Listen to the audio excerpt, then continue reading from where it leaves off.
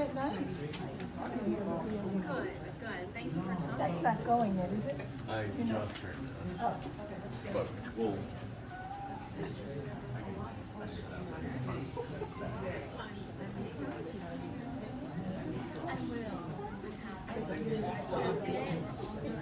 Thank you. You never know. No, this is true. And then even last minute, you're like, I'm good. And then Right, that's what happened to us at Busy Council.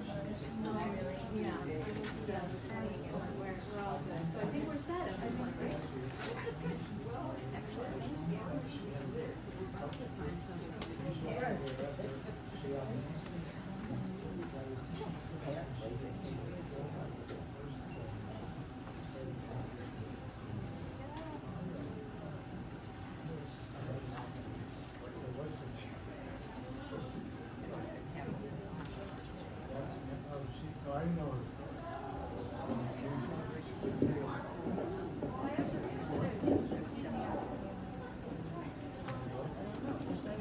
Okay. How does this sound?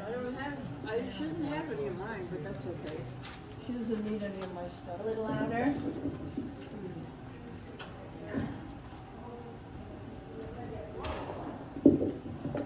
There we go. How's that? I'm pretty good at projecting. Don't want to yell at anybody. Okay. All right, so we'll get started. I understand that there was another presentation at 2 o'clock, so I understand if you wanted to do both.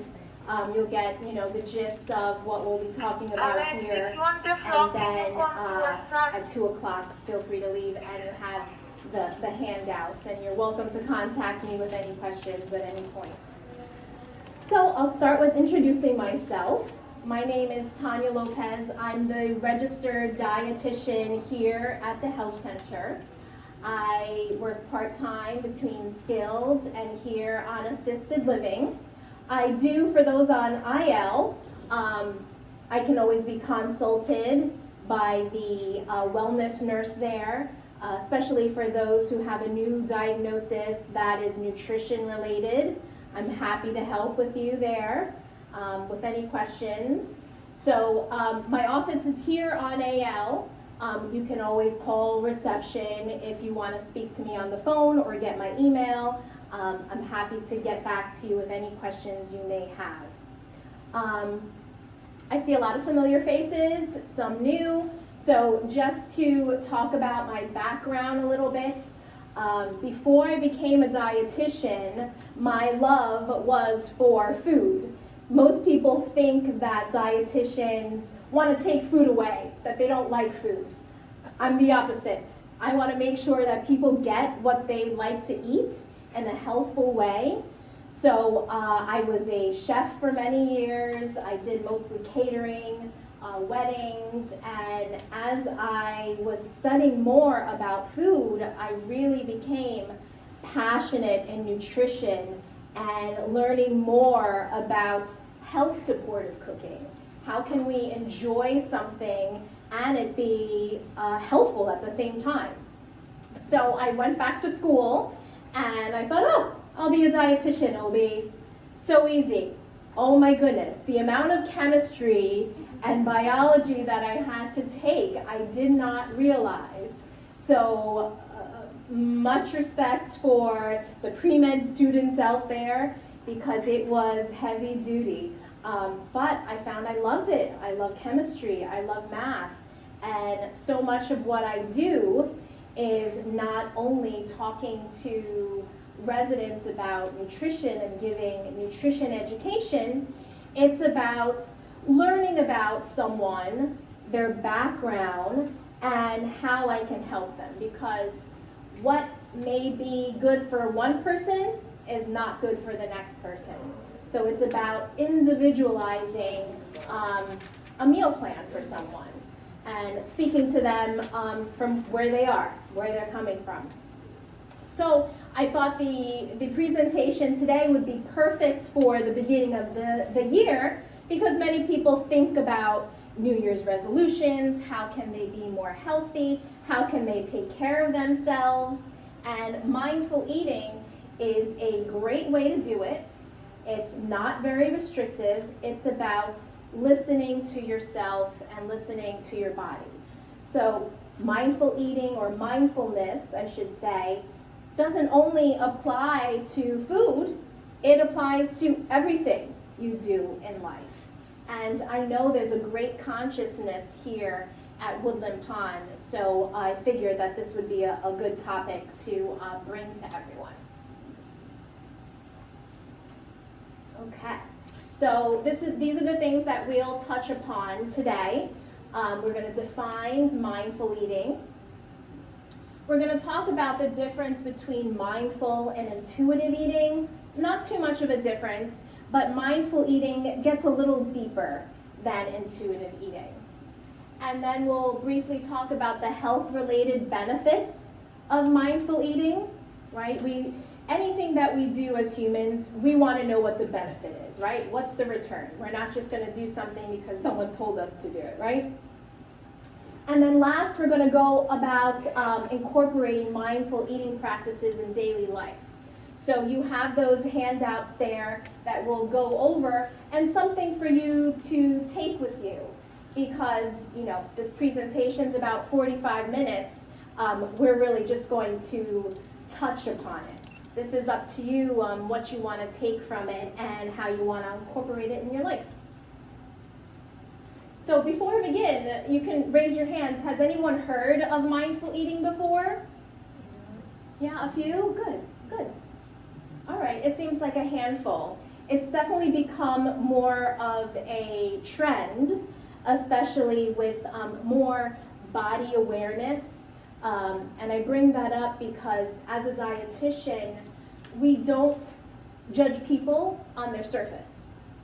Someone can be healthy in any body type, and it takes more of a deeper assessment to really see how well someone's doing nutritionally. It's not how they look on the surface, not how they weigh, it's how much they weigh. It's about what they're eating, how they're living. So this mindfulness trend helps with that.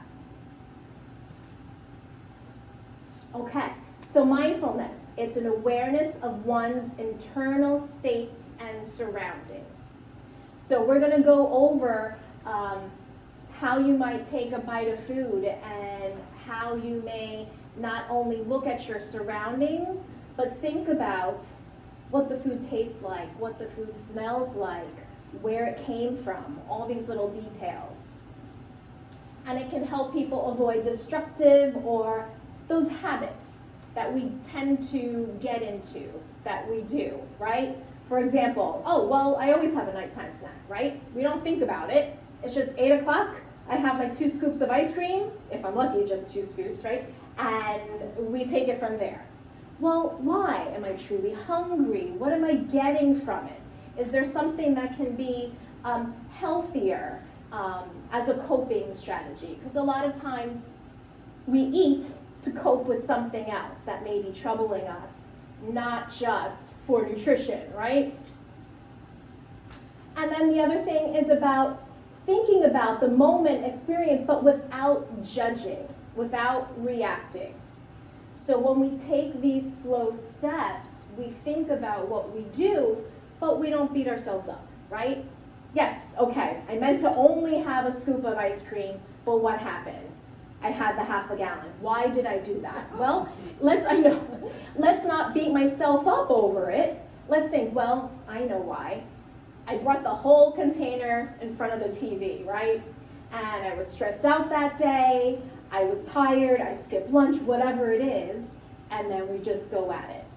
So again, not being judgmental, not beating ourselves up, but what can I do next time to make this different so I don't feel so awful after I eat that half a gallon of ice cream, right?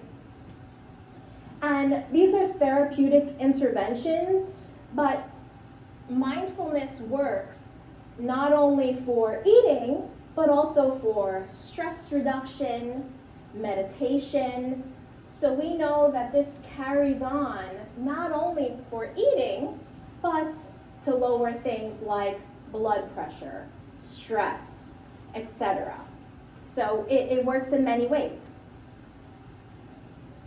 Any questions so far? Anything? Okay. So mindless eating, right, versus the mindfulness eating, what happens? This is when we are not concentrating on the act of eating, right? We're not sitting there and taking in with all our senses our food. We're distracted. We're watching TV. Some may be on their phone, right?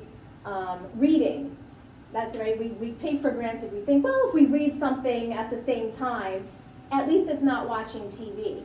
But it's still mindless, right? We're taking our energy away from eating. It can also be daydreaming or wandering, right? Looking outside. Doesn't mean that you judge yourself and say that this is a bad thing. You just bring yourself back to what you're eating and your experience there. So mindful eating is essentially the application of mindfulness to eating relating to your thoughts, emotions, bodily sensations, and behavior. It's eating with awareness and attention. So very detailed here, but we're using all our senses in that time. So if we were going to speak honestly, how many of us feel like we are mindful eaters, that we take the moment and we eat mindfully?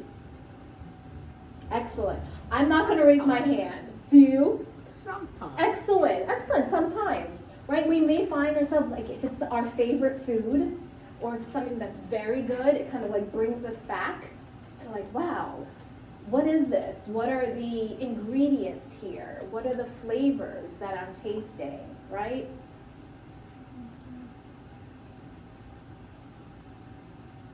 So common practices.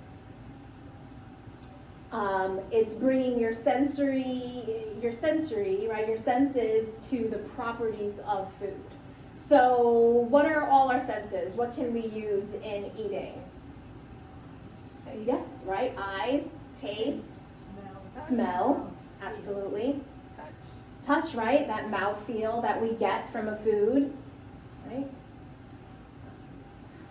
Present moment awareness of internal bodily sensations. So what does this mean? This can mean checking in with yourself before you eat.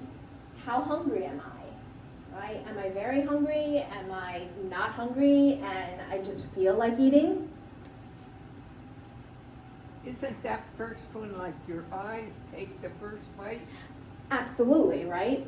Before we even put it in our mouth, right? We see the food, we smell the food, right? Then we taste it. When you look at it, you'll know the difference, right? Between something that you really want to eat and you're kind of turned off by, right? Yes, the first thing that we use to eat is our eyes. Present moment awareness of cues that elicit eating or urge to eat. So cues may be,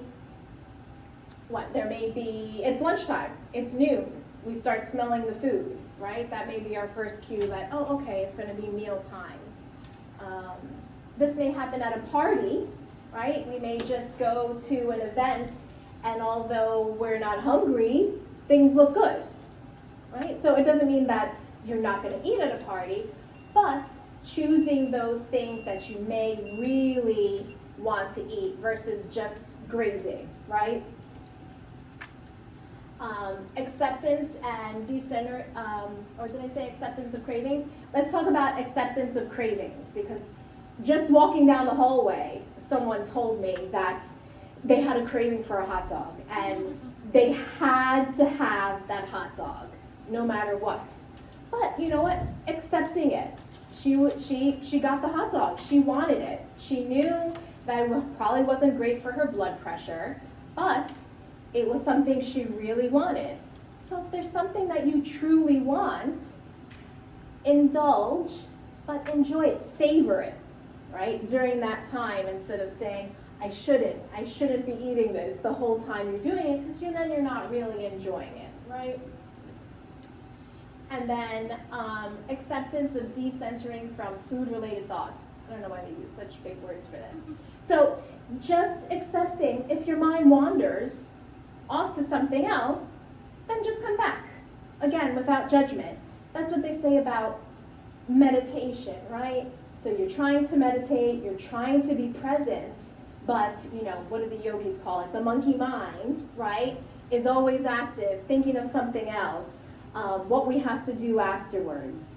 Not judging yourself, just coming back and saying, that's funny, I went there. What am I doing again? Right, that sort of thing. And decentering from cravings. So it can go both ways, right? When we crave something, honor it, right? Think about why you want that. Well, you know what? It is the 4th of July, and I really love having a hot dog on the 4th of July. Got that kind of thing, right? Versus a craving may be, well, I always tend to have ice cream at night, and you just do it automatically. Well, do I really need that? Maybe not, right? So really thinking about it. There is this exercise that I encourage everyone to try, whether it's a raisin or any fruit. I didn't bring them because not everyone can have a raisin, but you take that one little piece of food and you look at it and you smell it and you taste it and you feel all the sensations in your body of how that food, that one tiny little bite makes you feel. So you all have this, I know you just had lunch, but you have this opportunity at dinner time to practice around with this. So like you have on your handouts, it's about starting with where did the food come from? You could think about, well, this carrot ginger soup tastes extra good. Why is that? Oh, well, carrots are in season, and maybe it's local, or is this a baby carrot, or thinking about every part of the food there, right? How was it prepared? Who prepared it, right? The internal and external cues, right? I know here, food is served to you, right? You can take a look, like, all right, well, I'm going to think about how hungry I feel or I don't feel, and think about what parts of this, food am I going to eat? It's checking in with yourself. Am I feeling full? Am I still feeling hungry? Those kind of things. All of this brings gratitude for your meal, right? And really bringing it back down to, I know we have these meetings a lot, what is a preference, what do you like, and what don't you like? And then filtering it out, like, is it fair that I am talking about the lentil soup? Well, you know what, really? I don't like lentil soup. But if it's something that you do enjoy, think about why is it that you enjoy it? Well, it has a nice balance of lemon and thyme and all those sort of herbs and spices. Deep breathing and meditation, like during your meal. So why, we're going to get to why all of this, but it's going to help you with your digestion. You're going to get better absorption of your food. If you have things like acid reflux, you're going to avoid that because you're going to be eating slowly and with intention. Right? And considering the local and global effects. Like, I get this a lot that some residents don't want that much of whatever being served on their plate. And that's fine. You can let us know, and we're happy to adapt that for you. And I bring it up because sometimes, the dietary aides, well-meaning, they'll see, and this was just brought up to me, that they were given ice cream, but they were intentionally not wanting ice cream, so they didn't circle it, right? So when you bring me this information, it's a good education that I can bring back to the dietary aides. I know you were meaning well, but they were trying not to have ice cream, right? But they got ice cream on their tray, so they're going to eat that ice cream, right? who's going to let ice cream go to waste. Versus intuitive eating, right? So it's acknowledging the hunger, it's recognizing your response to fullness, being okay with whatever feeling you have during the meal, right? So not judging yourself, not beating yourself up at mealtime, and the positive self-image regardless of your body size and ability. So this trend came up with that body awareness and being okay with your body size and accepting it for how we are built, because health comes in all different sizes. I bring this up too because I hear it when a resident may come in, maybe from the hospital, and they lost weight, but they're pleased about that weight loss. And they're like, well, you know what? When you're sick, this is not the time to try to lose weight, because it's not the healthy weight that you're losing. You're losing muscle. So it's about nourishing your body, right? Nourishing your body. Any questions so far? Is this alluring anyone? Is there anyone that feeling the urge to practice this maybe, or be a little more aware during their meals? Yeah, what do you think, Suzanne? Yeah? I just see it on my menu, it's like soup or something, I don't know what I'm getting. If they gave me the ingredients, it would be another thing. Sure, well, I guess that's a challenge then, right? As you have the first taste. Yeah. I get the headache. Gotcha, you would like a description and you feel like that would help you. Mhm. Mindfulness put it the headache, but the soup or whatever was serving it. Oh yeah, that's fair, that's fair. And then what you can bring from that too is, let's say at the next meeting you had, I bring about the lentil soup again. Wow, this week it was really good because although you didn't put a description, I tasted, thyme and right, I know, you have good taste buds. And those things you can bring about, right? Because consistency is what we want at the same time. Yes, Susie? I decided that if I don't like the way something looks or tastes, I'm not going to eat it. Gotcha. So that's what you go by, your first impression of it. And sometimes I don't like it. Yeah. Well, and it's a good point that maybe moving beyond that first impression, just like we do with people, maybe if it doesn't look how we think it should look, if we have that first taste, we could be wrong. You could confirm, what you're thinking, but at the same time, it's like, oh, well, this is good.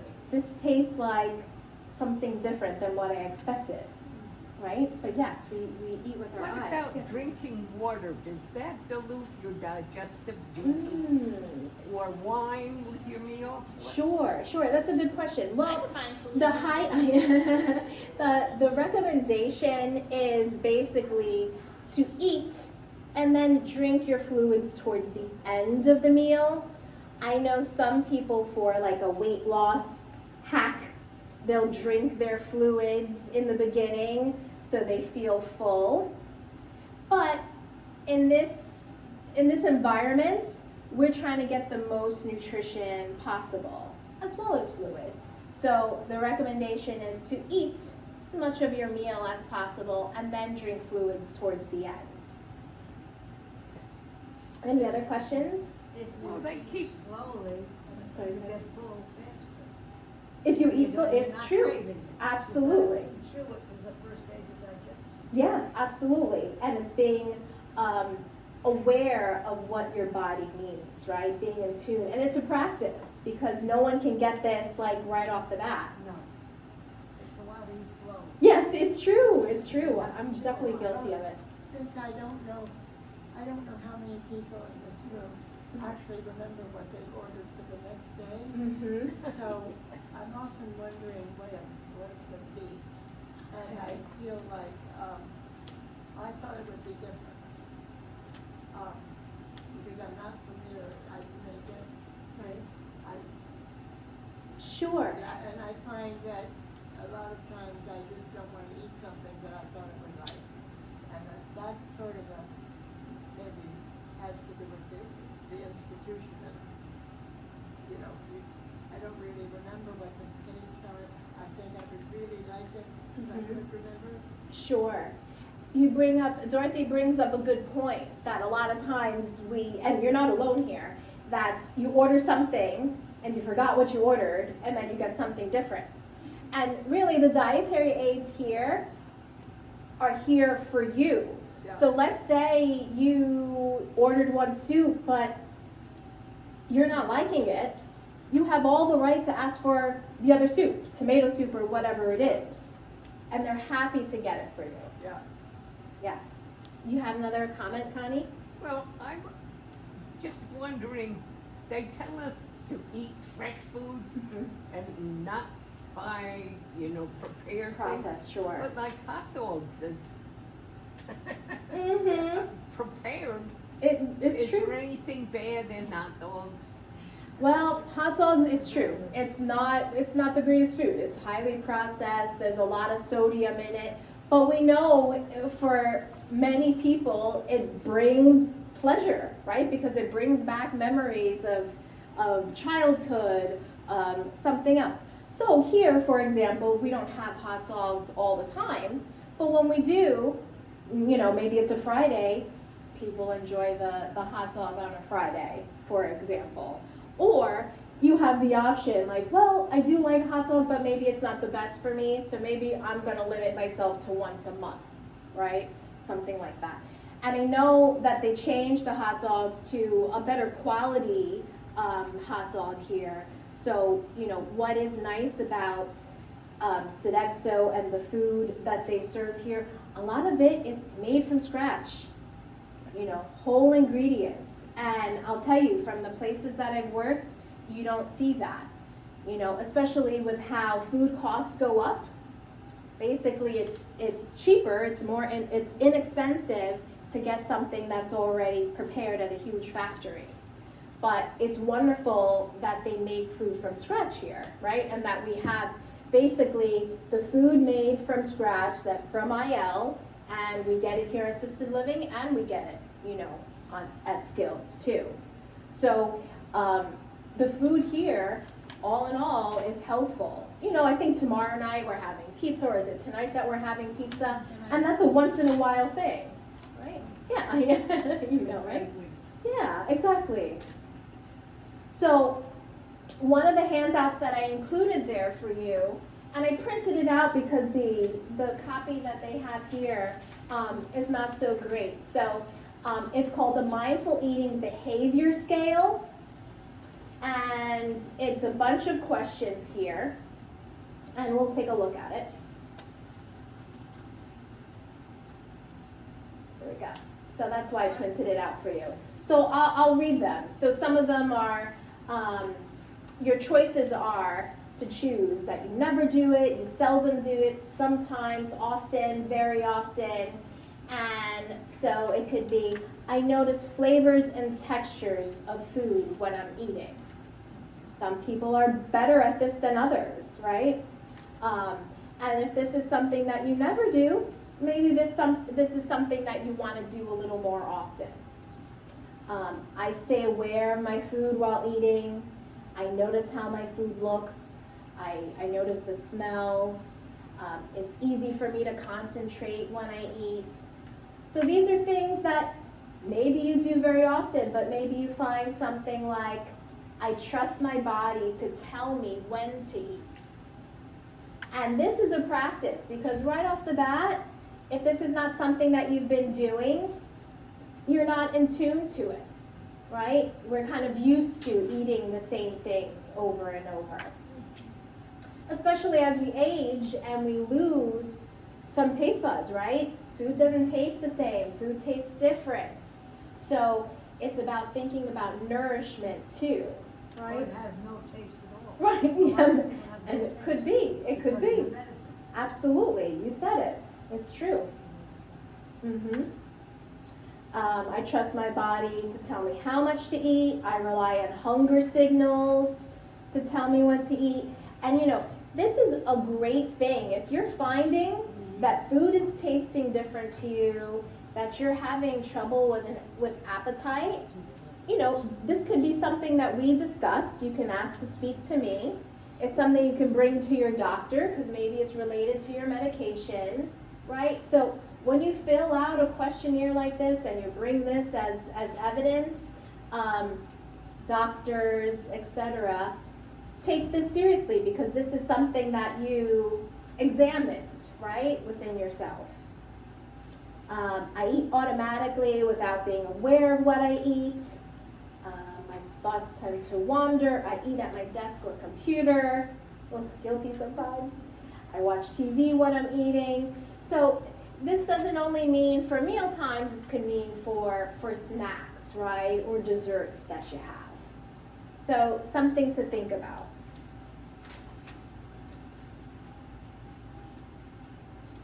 So what the research says.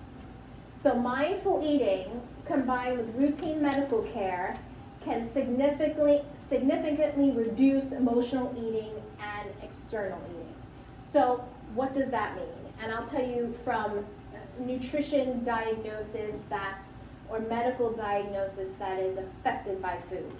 So high blood pressure.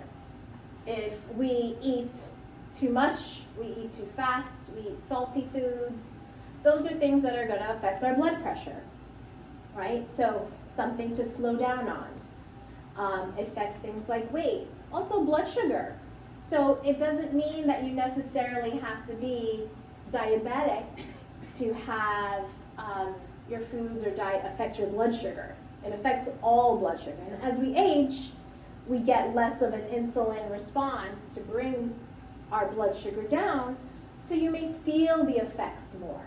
So it's just about being in tune, right? How do I feel after I eat, you know, a breakfast that's pancakes and maple syrup or something sweet, versus how do I feel when I have protein like eggs for breakfast? How do I feel?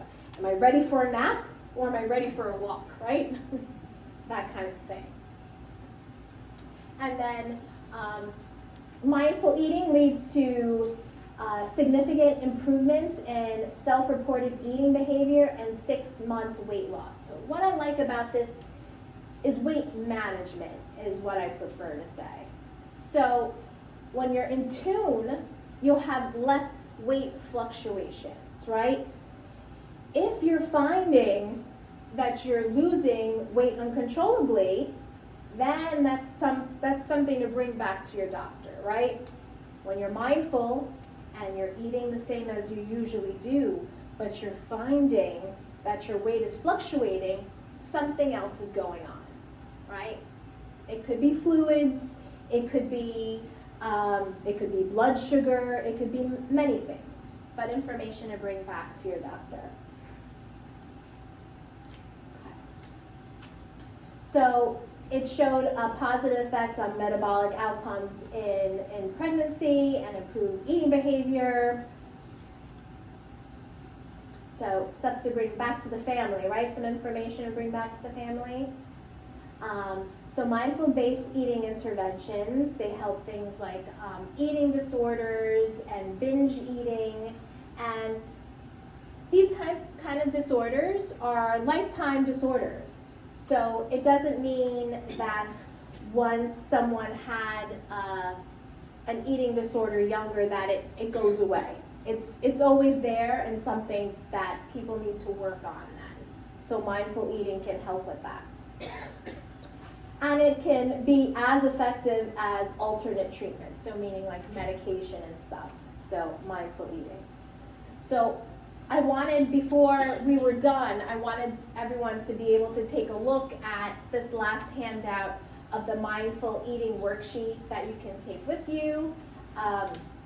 What I like on top, there's a hunger scale, right? So from 1 to 10. Did everyone get a copy? Want to see, Ken? Here you go. Yeah. So from 1 to 10, I like the little picture of the faces, right? So 1 being ravenous. We know that we don't want to get to that point. Not a good place to be. There's going to be no control in how much we eat if we're ravenous, right? Versus, 3 is hungry, 4 is like pangs, 5 is neutral. So, I'm glad you appreciate it, Ken.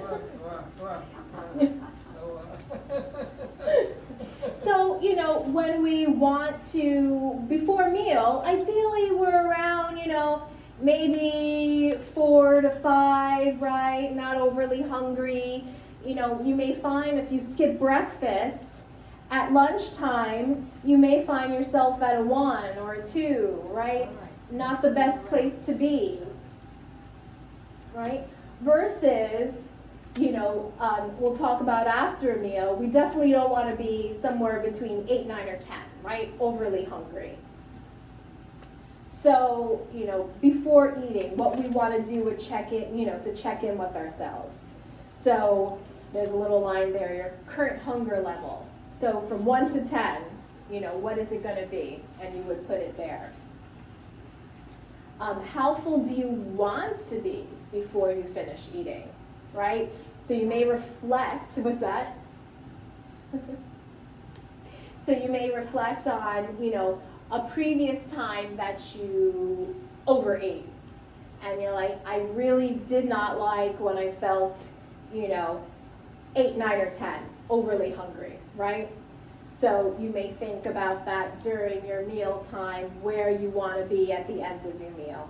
I don't know, what do you think is a good number for eating enough during a meal? What would you say? 5 or 6, right? Neutral, satisfied. Yeah. Sometimes we may find ourselves at a 7, maybe full, right? But 8 already looks uncomfortable, right? 8, 9, or 10 looks like Thanksgiving dinner. Oh, that's like 15. Right, and that's like off the scale. What will you eat? And I'm glad you brought that up, Dorothy, because, you may have forgotten what you ordered before, right?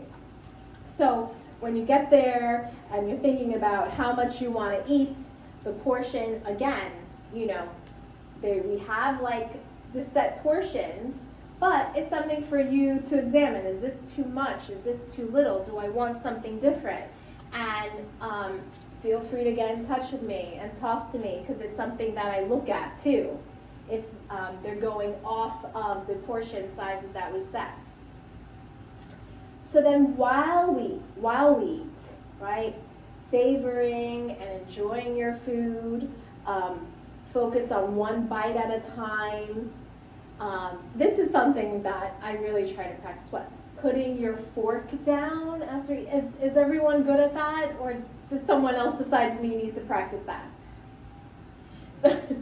So taking the fork, having a bite, then putting the fork down, chewing.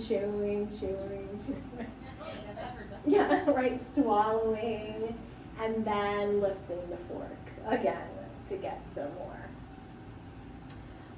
Pausing midway through the meal to assess your hunger, right? So this is a practice again that takes a little bit. You may find like, oh, I'm getting at a 6 midway during the meal. Where do I want to end up, right? Okay.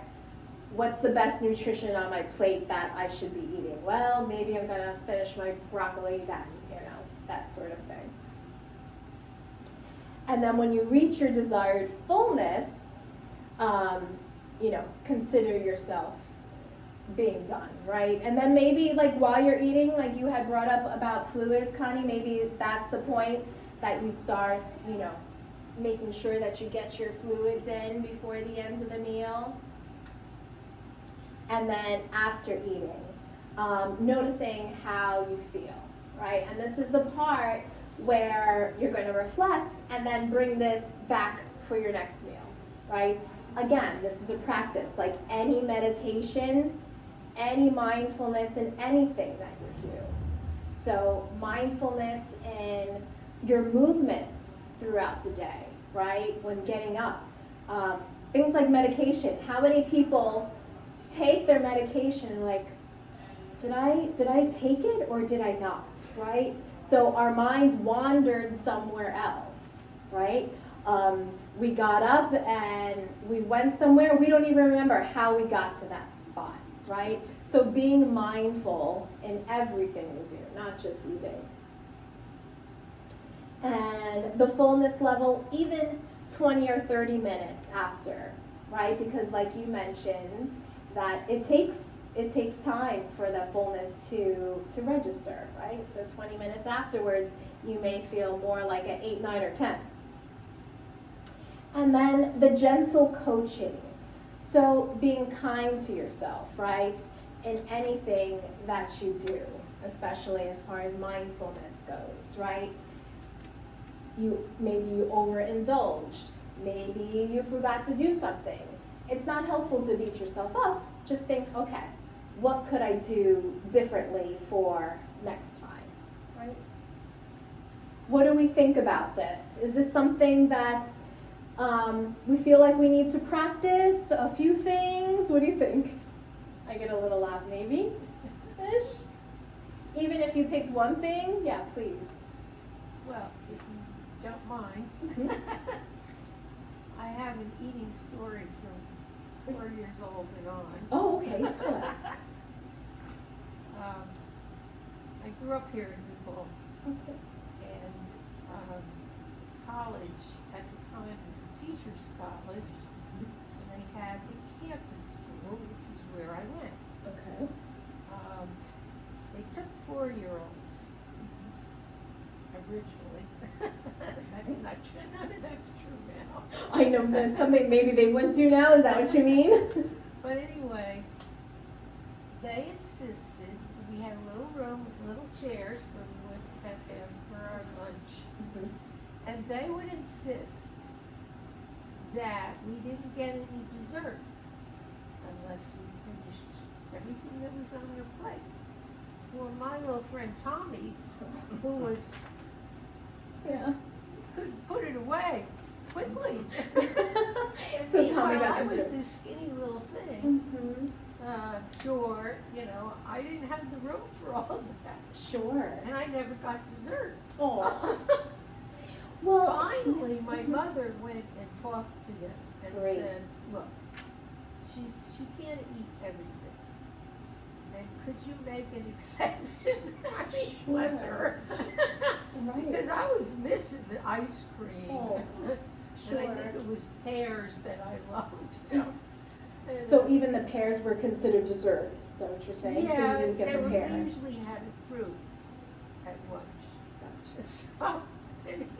No, absolutely. If everyone over here didn't hear, the generation where it was eat everything on your plate and then you get dessert, right? I think it had to do with the World War II. Sure. It could, well, absolutely. Even before that, Because right? they would say, think about the starving children in Europe. I was Mhm. just gonna say that. That's Yeah. so true. Yes. And Even- it's still instilled in us to this day. Yes. You Absolutely. need to eat everything on your plate or you're not Yeah. getting your dessert. It's Think so about true. the starving children in Africa. Yeah, Yeah. exactly. Right. When we grew up, it was Africa. Well, That's yeah, it's like, well, let me just pile everything Right. on my plate and I still have to finish this. absolutely. And when you It's go out to eat to a restaurant, how much food do they give it's you? so Yeah. true. And they've instilled this in us, and you're like, I can't eat everything on my plate, but I don't want to throw it away. It's What a waste. Absolutely. It's so Especially true. during the war, you did not throw food Mm-mm. around. No. What was that, Ken? Do you I won't agree? forget you need sauce. Mm-hmm. Mm-hmm.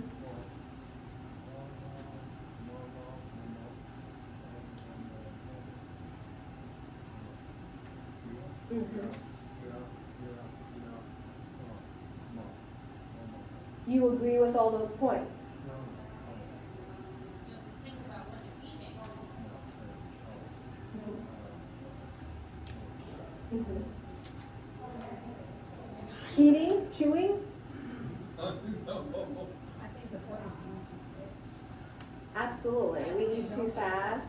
Yeah. But it have no taste right? Yeah, absolutely, yeah, absolutely, especially, with medication and stuff. We'll talk some more later, Ken?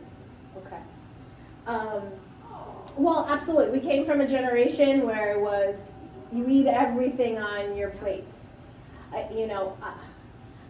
My sister was like you, little tiny thing, would not eat all her food. So she wasn't even allowed to leave the table.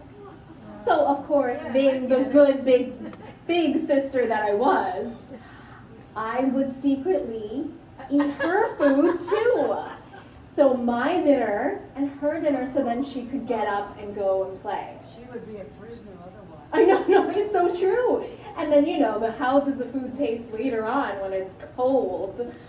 Yes, so, and I'm glad that you brought that up because so many people that I counsel for weight management, I'm not even talking about weight loss, is turning that off. And I know as a parent myself, it's difficult, but I practice that with my son. Here's the food, it's a healthy plate. You eat what you will, and I put the fruit on there too. And I have to trust that he's listening to his body and will eat what he needs. Of course, 10 minutes later, he's going to be hungry again, right? But trying not to raise a child turning off their hunger cues, because that's what happens. Those hunger cues are turned off.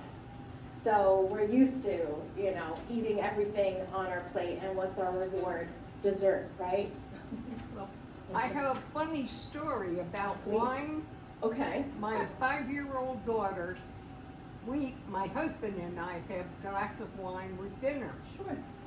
And she said, "Why are you, Daddy, drinking wine? Mm-hmm. Why do you?" Right. And Rick said, "Well, it makes the food taste better." Oh, She said, "Oh, can I have some?" Oh, yeah. So Rick gets a glass, pours her a little bit, Right. and she took it. Oh, she said, "You're right. Anything would taste Oh. better after that." That's really cute. That's really cute. I like that. That's what my mom said, that when she was a little older, I guess, towards a teenager, that sherry was considered an appetite stimulant. So she was not an eater either. So her mom would give her a little sherry before mealtime to stimulate her appetite. Oh. We know these days that would not happen. No. Right? No, you bring up good stories. So I'm hoping that you found this enjoyable, that these are good tools that you may consider using, even if it's one thing that you identify.